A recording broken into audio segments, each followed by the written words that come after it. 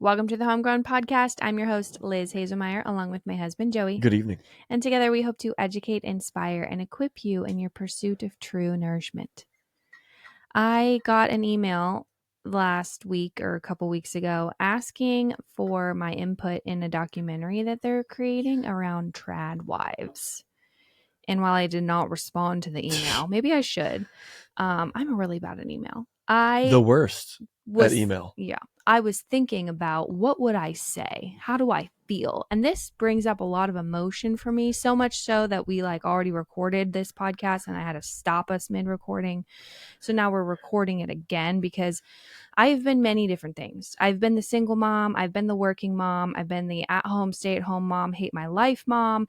And now I'm in this weird mixture of I'm at home, I homeschool, I bake sourdough, I guess I'm a tradwife, but I also have responsibilities from a quote work line and content creation, right? And so I'm in this weird little mixture. And so anytime the tradwife movement comes up, my ear perks because it's speaking to something I'm currently living and things that I've felt in the past. Yeah. And I think that's why this conversation, I've been thinking about it all day, I want to have, because if you're a mom, if you ever want to be a mom, if you've been a mom and you have grandkids and you're watching your daughter-in-laws or your daughter raise up kids, it's important because what society's saying right now about motherhood, I think is really alarming and interesting. I dig it. You want to start by unpacking the differences between the different stages of moms and wives that you've been? No, I want to start by thanking today's podcast sponsor, Ancestral Supplement. Let's get in there. The protein powder I've been using in two ways. I have been using it not only to make cold protein powder shakes, but also like hot chocolate. The chocolate is literally a hot chocolate mix. And it's funny because when our friend came over to work out tonight, I heard him say the words, "This tastes like hot chocolate, only cold," when he drank it as a regular protein shake, which just confirms. Listen, I brought over the most uncrunchy man. Nick, if you hear this, I love you, brother. But you know who you are. Great friend. I can say whatever I want. So, but he eats and drinks protein powder that he said is Cinnamon Toast Crunch flavored. And his sweet heart. These are the words that came out of his mouth before I let him try this. So I just want people to know that I'm not comparing he'd been eating raw liver shakes beforehand and now I gave him this one. He had the ultimate sensory overload Cinnamon Toast Crunch one. He drank this and looked at me, he's like, "Oh my gosh, that's delicious." And raw milk, mind you. Good for him. Hooked a brother up. I love that. So try their vanilla and their chocolate protein. If you haven't tried it yet, you can go to you can go to ancestralsupplements.com/homegrown and use the code homegrown. There's two things there and it saves you 15% off. Yeah.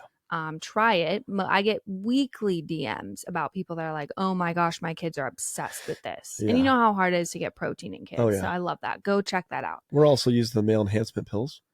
Which male optimization. I accidentally called them male enhancement. And now everyone on Instagram's giving me crap for it. But I kind of love it. I'm like, you know what? It is what it is. They were like, "You know what? Can I get some?" I was like, gosh. Girl. Yeah.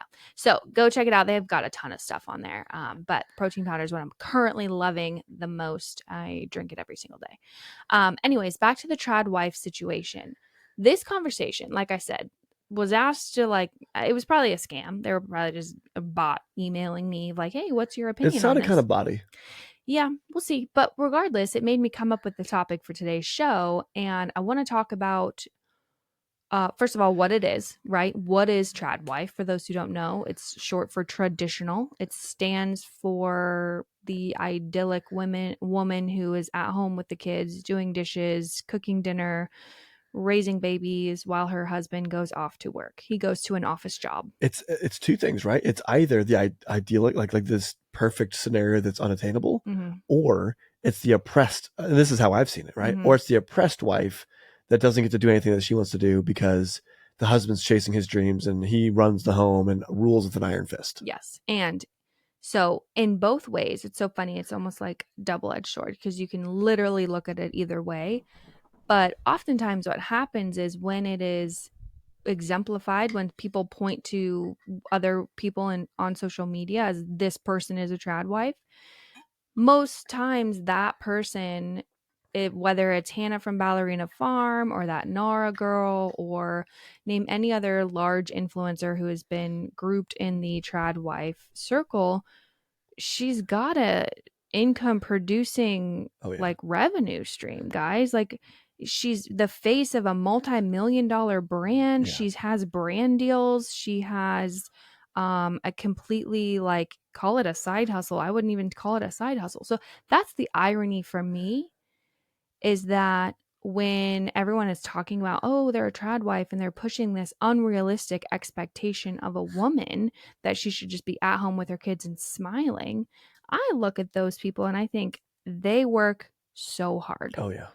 And they are not only loving raising their kids because they're having more kids and they're just growing their family and they're embracing that, but they're also expanding their creativity. They're expanding the value they're adding to the world.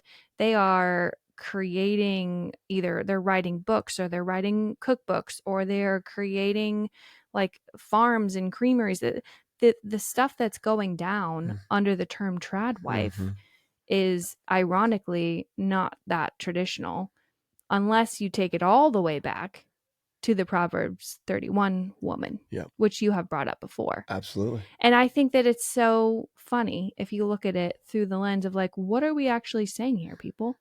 Are you saying that a woman shouldn't be happy at home with her kids, or that she needs to have more to fulfill in her life, or that all of it's bad or all of it's good? So yeah. Let's boil down the negative connotations that are coming out of this idea of trad wife. Okay. And so I think we talked about the two different, like what is actually happening and why are people frustrated, or why does it bother people? Like what is it that's happening within them that's bothering them? And then let's talk through some ideas of how, if you're somebody that's on this, listening to this, that maybe feels a certain kind of way around the kind of trad wife, how can we maybe provide some solutions to alleviating some of that? How should we view these influencers differently, potentially, right?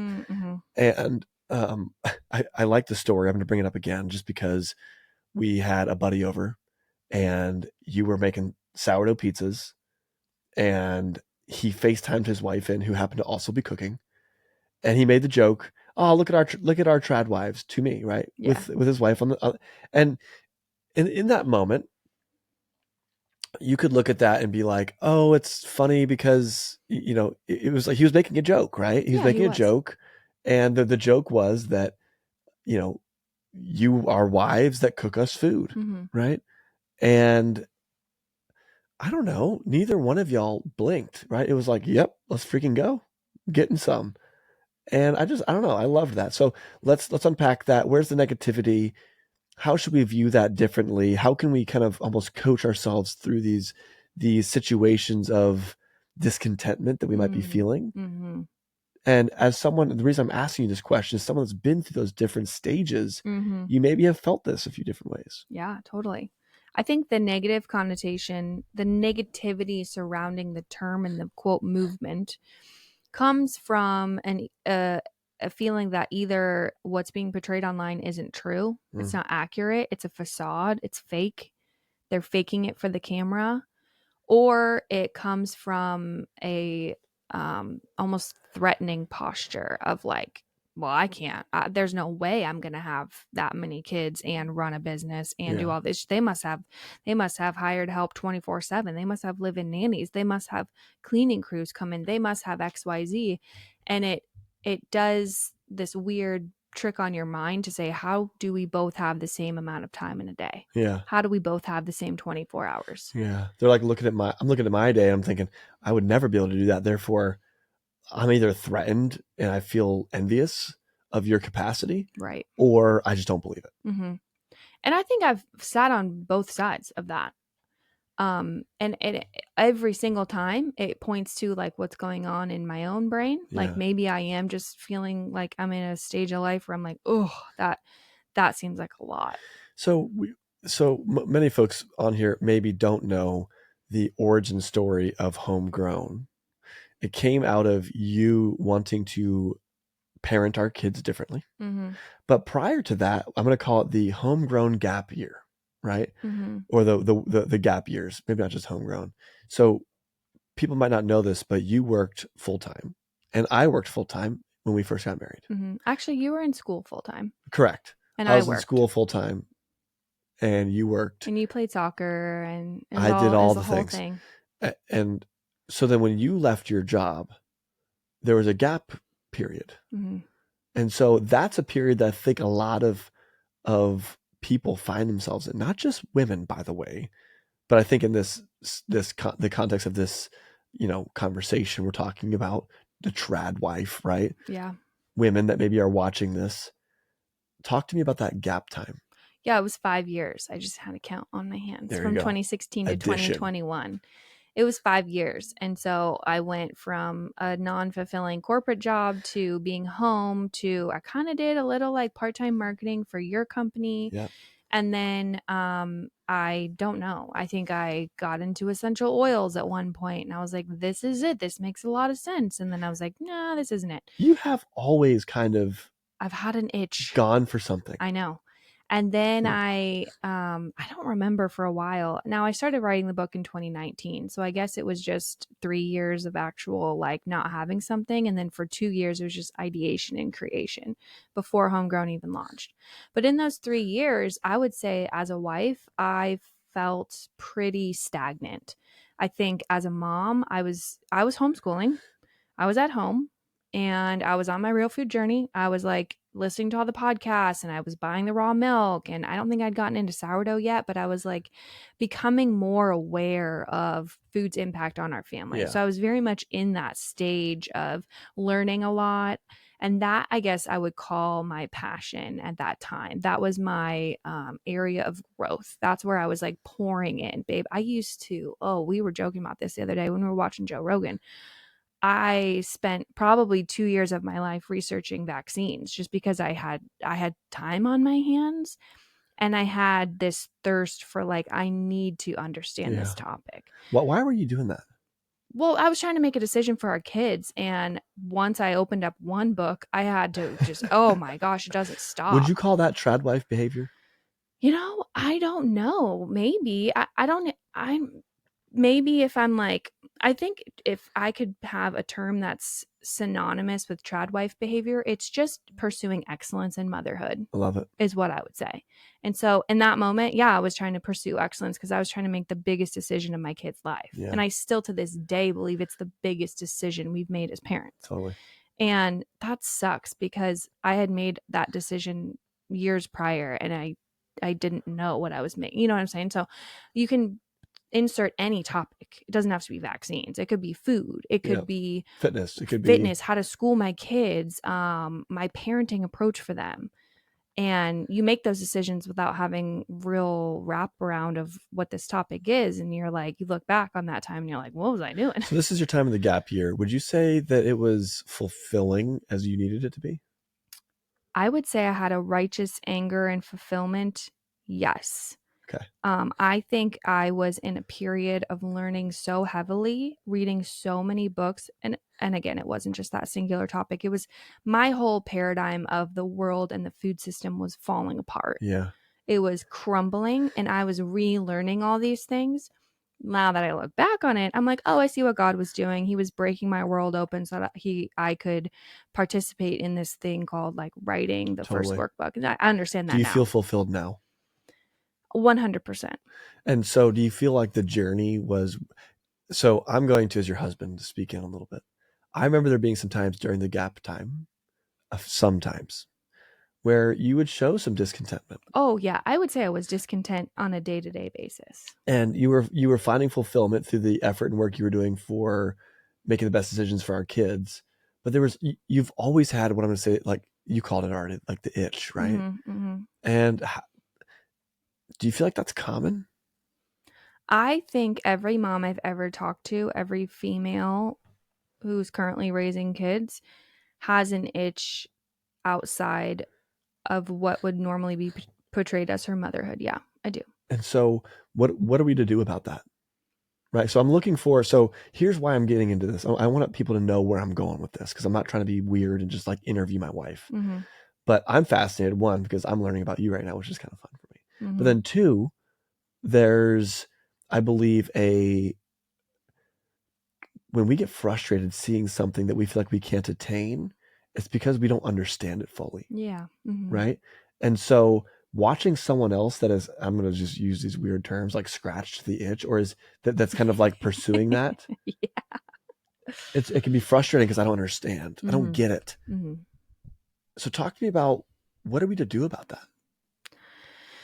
I think if I were to go back to myself in that time, and you looked at me several times when I was like, I'm getting upset because you feel like you are living a good life and you're pursuing a lot of things that you have. And you were like, babe, you don't have a hobby.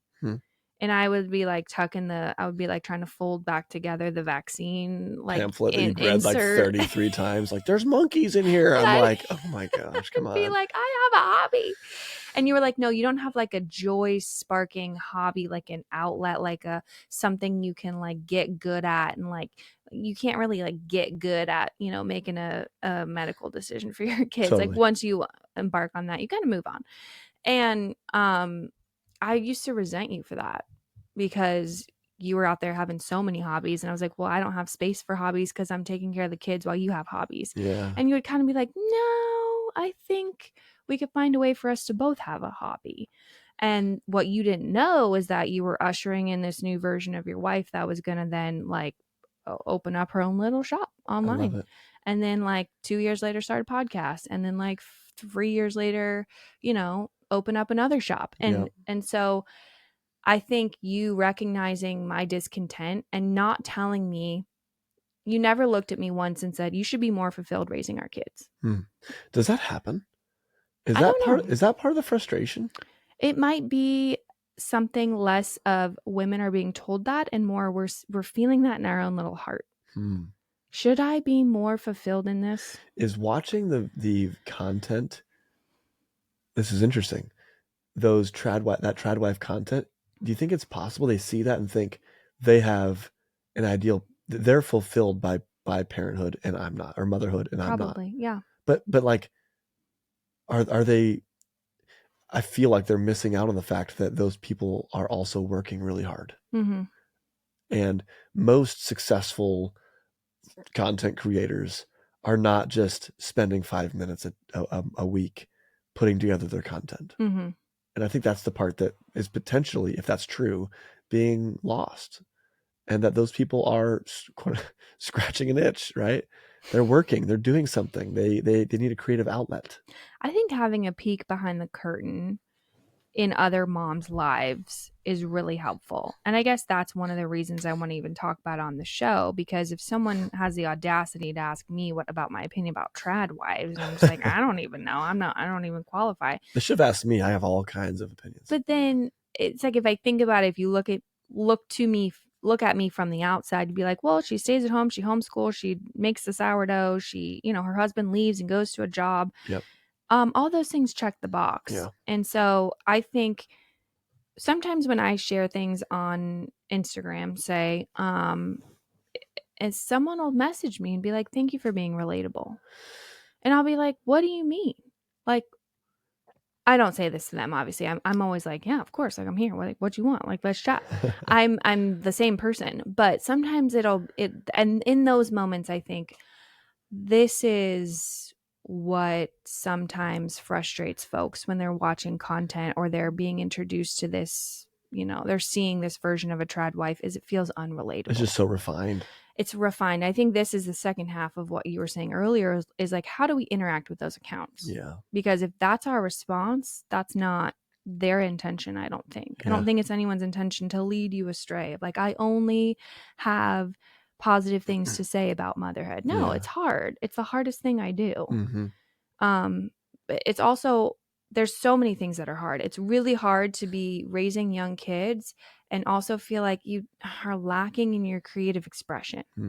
It's really hard to be raising young kids and think, I have to post a podcast tomorrow and I need to answer this email, and I wake up every day and I think, I could be doing these 5 things way better and these other people are doing it too. It's all hard. Yeah. And I think at the end of the day, moms just want to hear that they're not the only ones thinking it's hard. Yeah. And that is why it's this weird tension between, should you as a mother find your sole fulfillment in those little tiny babies that you love? Or is it okay to find fulfillment outside of them? And does that then say something about your role as a mother? In addition. And that's kind of where I've fallen, is like, it's both and. It is both. I love my 4 little kids more than I have ever even imagined I could love something. I love spending time with them. I love witnessing the moments with them that I get to have because I homeschool them. I love seeing them, do fun things like go to camps and play with their friends and their neighbors and explore the woods. I love seeing that. But I also have to look at them sometimes and they'll be like, hey mom, hey mom, hey mom, hey mom. And I'll be like, hey, I love you so much. I am currently writing a caption for an Instagram post that I've been thinking on. I've like something I want to say about something. I'm going to write this caption and then I'll come talk to you. It's like, that's literally a conversation I have in my life. Yeah. And you could look at that and be like, oh man, she just doesn't prioritize her kids. Yeah. She's just not focusing on those kids. And that Instagram's a distraction. You know what though? Every area of life that doesn't happen. And for some reason, moms get this weird, like, no grace. Yeah, what is that? Right? Because no one would look at a man that takes care of himself and think, how dare you not like go home? You know what I mean? What I mean? Yeah. Additionally, you get onto an airplane, they're like, listen, you could have like the Pope's next to you. Put your own mask on first, right? Yeah. You could have baby Jesus in the seat next to you, and you got to put your own mask on first. Mm-hmm. I don't know. We're getting weird, but anyways, the reality is, it is like common knowledge to take care of yourself, and I think that itch, that desire, that finding fulfillment in addition to, right, that's taking care of yourself, and you've always pursued them, and it took some time to kind of fall into some major kind of players, right? And it's really cool to see you in them now. And to call them hobbies would be kind of crazy at this point, right? They're almost full-on jobs. Yeah. And so y'all should hear, and I'll stop because I know she gets really uncomfortable when I talk like this. This is why we had to stop the last recording. I was just keep going. I was just like oozing over my wife, and I said no one wants to hear that. You should watch her stutter when someone says, "What do you do?" that has met her for the first time. Oh, I hate that question. It's this is why I mostly stay home, is what she says. Yeah. And it's like, what does that mean? And what do you mean mostly stay home? It's like, you're home all the time, but like you also work all the time. It's hilarious, right? So anyhow, super cool. We're talking about the kind of discrepancies that are being seen within the content that's being created on a regular basis, how we should perceive it. Did we get into that? I think you should perceive it as one, pure inspiration. And if it's anything but that, keep in mind, some of these are parody accounts. Okay. The Nara girl who like dresses in a full ball gown and like makes gum from scratch. You guys know she's doing that for likes, and it's comedy. That she's not like genuinely telling you to make your own gum at home. I know everyone knows that, but I'm just like saying it. So we all know that some of the accounts are for inspiration, and some are for comedic relief. Yeah. And some are, I don't know if the ones that are like have a bad agenda. I honestly don't know of any Instagram account that's like that because I don't follow it. But I think anytime you interact with someone who is pursuing a life that's kind of in your same lane and it makes you feel some sort of way, I don't tend to point to that person and be like, well, they're doing this to me. I have to look at myself and be like, what do I feel insecure about? Yeah. Why am I responding to that? Yeah. And I have before. I have many a time. Oh, I feel kind of icky when I watch this kind of content. Well, why is that? Oh, it's because, I haven't been, doing this thing and I really wanted to, and this makes me feel insecure, but I got to give myself grace and I move on. Inspiration would be the big one. There might be some education in there too, like finding some cool things you can try. And I think there's a lot of inspiration education in the Tradwife space. If you look at people who create content online that it's so funny. It's almost like we're bringing back home ec because Yeah. we didn't get it. That's so So funny. there's a lot of people that are like, hey, you want to know how to cook a whole chicken? Like, I would put me in that category.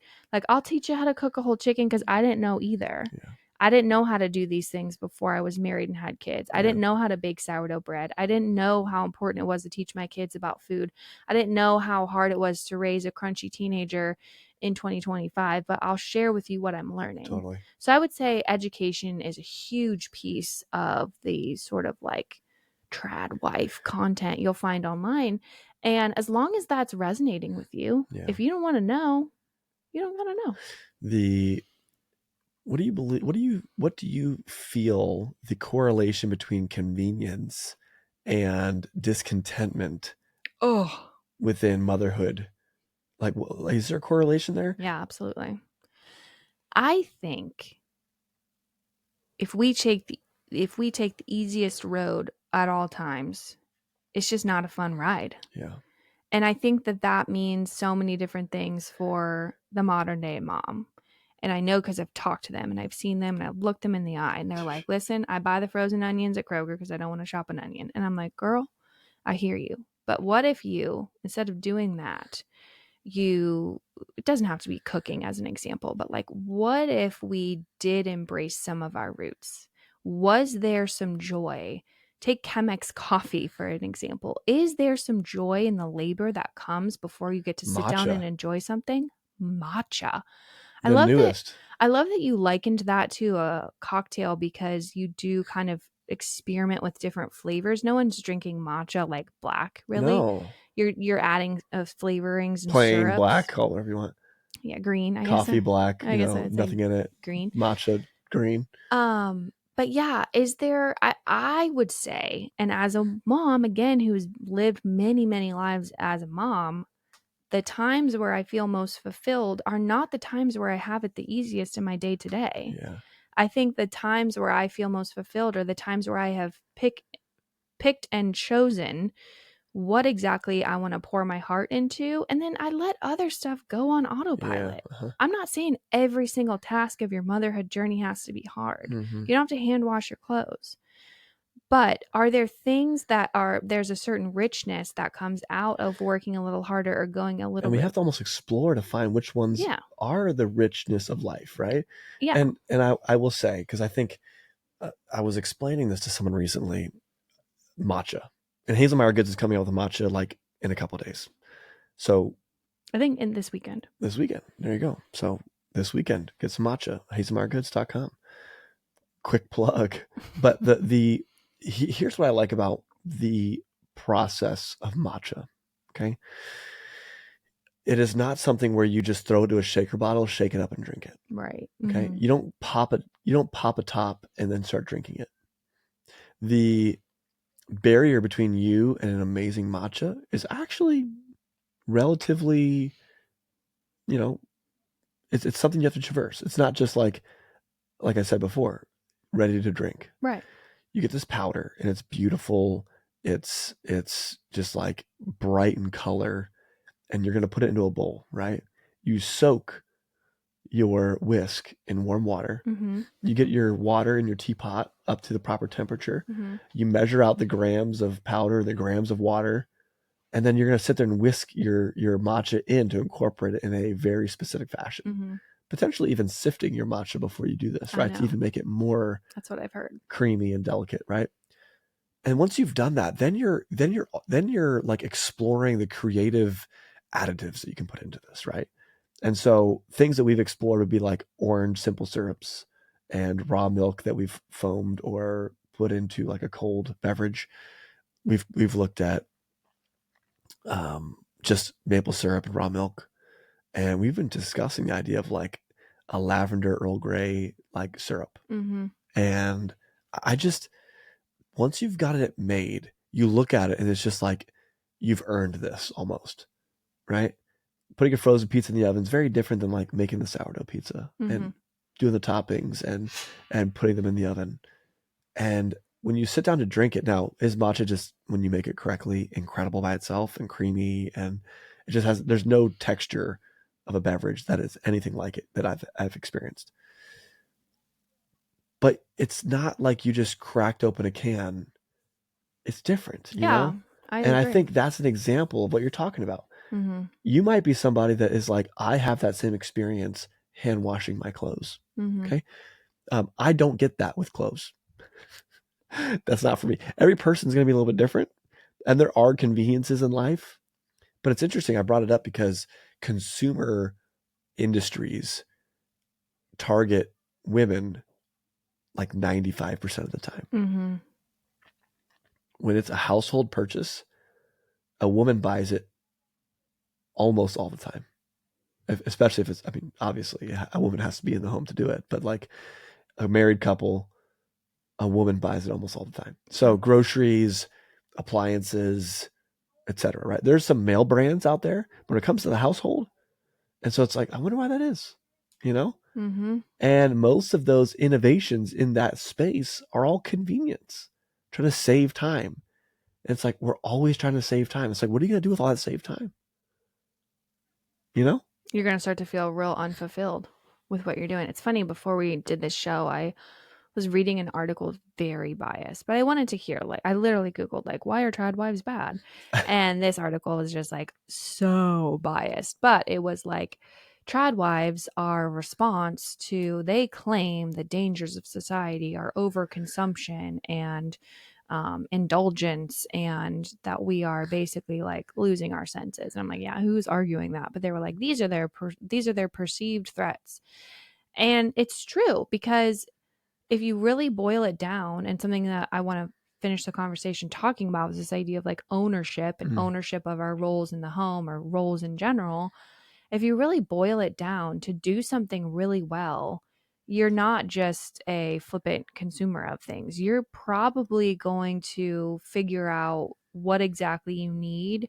You're going to have What quality. does owning your real food journey look like? What do you mean? What does owning it look like? Your real food journey? You're taking responsibility for it. Yeah.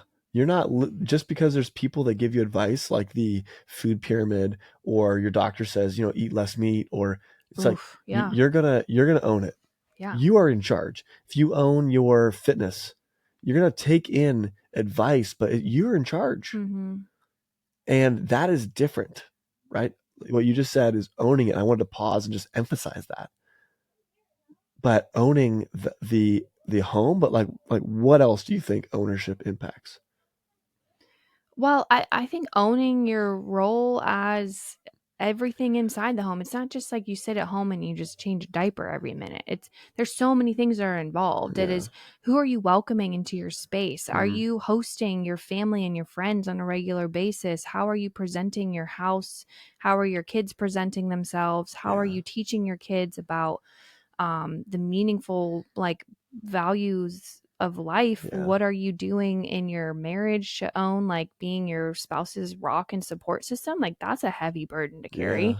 There's so much stuff you have to own. And so if I boil it down, I think a lot of the frustration is like, oh, we're praising too highly the traditional roles of a woman. And I'm like, how could society ever get to that point? Yeah. You can't overpraise a woman's role. Just like I would never say you could overpraise what you do on an everyday basis. I think the second we start saying that, we're then putting ourselves above them for some reason. If somebody is finding themselves in the gap, I'm going to say, Mm. how would you encourage them? If you're finding yourself in the gap and you are raising kids and you're like, oh, I think there's something more here, I would first ask your spouse, if you can, have a conversation with them about like, hey, what do you see in me that might benefit from having a little extra spark added to it? So I think, one, your spouse can look at you and be like, hey, I've noticed that like you're getting really into gardening. And I just want to give you full liberty to be like, make as big of a garden this year as you want. Yeah, let's get it. Because that would be helpful, you know? Or if It's they're not going to like, be easy either. Well, no, let's go work. it's going to be expensive. Yeah. Yeah, you're going to need their buy-in. If they're like, hey, you've been like kind of asking to redecorate a little bit, or like you've been telling me to repaint this one room, what if you just like lean into that for a season of time until our house is what you want it to be? Yeah. What if you like what if you join like a local baking class? Because I've noticed you've been baking a lot, and you've been watching this one baking show Yeah. on the TV, and I think that there's like some classes you could probably take and like learn some better technique if you're interested in that. You'd be like, oh yeah. Now, if that's me, because I tend to like not be able to organize my thoughts in a way, and you most of the time have to like tell me, no, Liz, I think you should do this. But like, of course, everyone's be like, she's such a Tradwife because of that. But if you are self-aware enough to be like, I know what I want to do, I'm going to go run a half marathon. You look at your spouse and be like, hey, babe, I'm going to train for a half marathon because not because I want to like, do anything crazy, but like I want to do this for my own mental fortitude. Dude, catching W's, like getting wins in life, it snowballs. It starts to creep into other areas of your life. Yeah, it does. So if you can find things that are almost like micro goals of this of your whole life, right? Running a half marathon is not like anything micro about that, right? But it's something that you can go out and achieve in like a 6 to 8 month period, and you can catch that W, right? And that kind of then leads into the next, what were you going to say? I just realized all the examples I gave were literally things my friends have done. Like my friend took a baking class for like weeks. I was like, where'd I come up with these? Oh, because I talked to other moms who are like, I need an outlet. Real life examples. And notice none of that was like, hey, go join an MLM and make an income. Not anti that, but like it doesn't have to be income producing. But if it is, great. But like, who cares? I want you to do something that's creative and fun and life-giving. And I want you to not feel any sort of way about it, because your kids, we haven't even talked about this, but like your kids are going to benefit so much from seeing you pursue something. Yep. I think my final point on this whole rant is like, if all my kids see is me in sort of like the drudgery of motherhood, because I would say I was in that space for a while, I'm cutting them off from like an entire personality of my own. Totally. And I would say for a while, I didn't even let myself have a personality. Yeah. I was just like, I guess this is what I am. I didn't know. I became like skeptic Liz. That's when my parents didn't want to talk to me, because I'd roll into a room and have no social awareness and be like, the food's poisoning you. This is what great. This is that time period. Yeah, I remember. So I'm just, now that I'm putting on the pieces together, it's like, if my kids look at me and they're like, oh, Mom, like, wouldn't you love to have a cow someday? And I know you love baking, and oh yeah, you always have your friends over, but like, I know you also like watching the Kardashians. Like, I am a multifaceted woman, and they see it. Not that I don't watch Kardashians or in their presence, but like, they see all types of sides of me. And I think that's been one of the coolest gifts I've been able to give our kids, because now they get to explore things that they're interested in. Then we get to chat about it.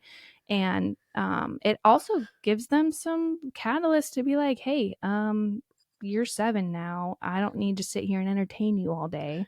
Mom's going to go for a jog. There's a trickle-down effect.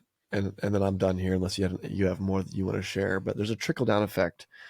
If myself or you sets a goal, dreams, and then puts it into action and achieves, then other people see that, right? So if I do it, right, I'm going to go hunting, or I'm going to go running, or I'm going to do something, right? And then you're going to be like, I'm going to do 75 hard. I didn't tell you to do that. That's true, yeah. And then I'm going to go hunting and shoot bows. And you're like, you know what? I think I'd like to do that. And here's the beautiful thing about that. It's not my wife just does everything that I do. It's like, it's how awesome is it that after being together for over a decade, we've now found something that is outside of this kind of like whirlwind of child rearing and business ownership that we can go pursue together. Right? So cool. We can now have content we watch together that's in that vein. We can talk about the nerdy stuff around archery and bows. It's amazing. So dreaming, and then activating, and then achieving is infectious. Yeah. And it trickles down, and it will trickle into your kids too. Right? I had my 4-year-old approach me and say, Daddy, if I run a mile with you, can I have ice cream? And I said, you bet your sweet cheeks you can run a mile with me and you have some ice cream. Now, her 4-year-old legs are like 12 inches long. Yeah, literally. So her running a mile was at a very extreme feat for her. And she did it in her sister's shoes, because all she had was boots. and she didn't wear socks. Nice. But she came out with me and she ran a mile. She crushed it. And I gave her ice cream. And it was awesome. But that's the trickle-down effect. She watches me go out and run. She watches her mom work out like 4 or 5 days a week. She, she's in the game. Yeah, it gives your kids an entry point to kind of hang out with you. Yeah, Now that I have a teenage daughter, that is such a thing of like, I can't just talk about how much it sucks like raising kids. I would never say that. Have but passions, have things, have dreams. We work out together now. This is the Tradwife. As we tie a bow on it, this pursuit of fulfillment, I think, is a much better way of defining that. This pursuit of be a dreamer, right? Be a dreamer, because, and a doer. Yeah. Take action. Anything else there? No, I love that. I do think that every phase of motherhood is unique. So like if you just birthed a baby, like let that be your hobby for a while. You know what I'm saying? Like Fair. Recognize your season too, because I can see that too. And also these things will kind of come in waves, I think, as you get more capacity because your kids get a little older, but then maybe you add to the family, but then maybe you're relating to your older kids. Like that's my experience right now, and kind of like in that mixture. But yeah, thank you again to today's podcast sponsor, Ancestral Supplements. I have talked about this like animal-based trifecta thing because I think that same friend you mentioned, when we were like, hey, you ought to try these beef organs, he was like, whoa, pump the brakes there, sister. I was like, take this kidneys, and I was like, no. But then literally his wife is like, I need some collagen. I was like, girl, I got you. Collagen, colostrum, and digestive enzymes. That to me is like the trifecta, because you're hitting good hair, skin, and nails, healthy gut, healthy skin. And then you're helping your body digest the beautiful, nourishing foods you're already eating. So for me, it's like a win-win. So anyways, that's like a great way to put your toe in the water of that like whole food, real food supplementation. So go check them out, guys. I love them. I've gotten to know their team really well. They're incredible people over there, and they'll answer all your questions via email. So go over to ancestralsupplements.com/homegrown. And if you do end up checking anything out, use the code homegrown at checkout. I love it. Check out Hazelmeyer Goods, shopth.com. Get yourself some matcha and sourdough tools. We got books and curriculum to get your kids in the game with real food at homegrowneducation.org. And friends, until next time. That's a wrap. That's a wrap.